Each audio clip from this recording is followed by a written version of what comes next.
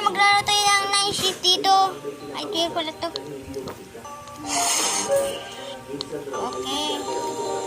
Ano na tax dito?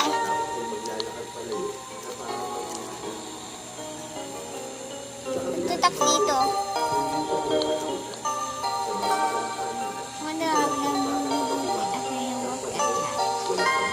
Hindi sa tubo na natin to.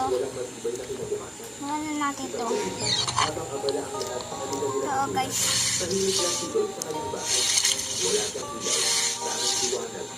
Ano?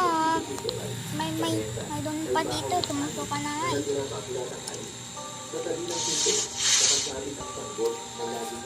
Okay.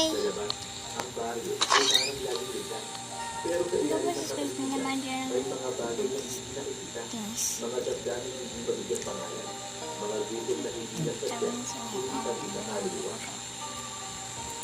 Sa gabing iyon, walang nakapansin na may hamarapit na ito. Walang nakapansin na ang tahimik na baryo ay malapit ng pag-isip sa isang tragedya na babago sa takbo ng kanilang buhay.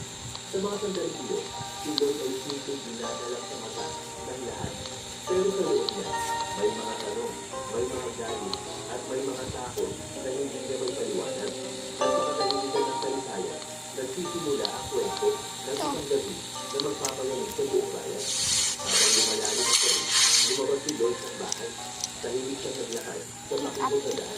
Dala ang angkot na parang ekspresyon na ng kanyang braso.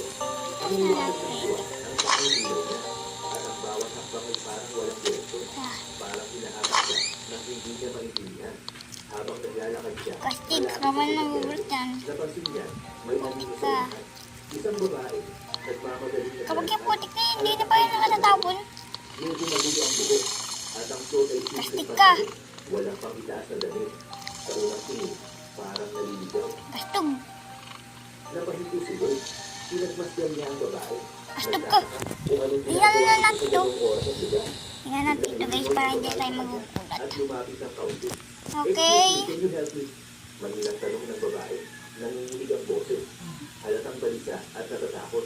Ay! Napakunot mo si Lloyd. Hindi siya Bastog. sanay makipag-usap sa mga dayuhan. Nag-word ba yan oh?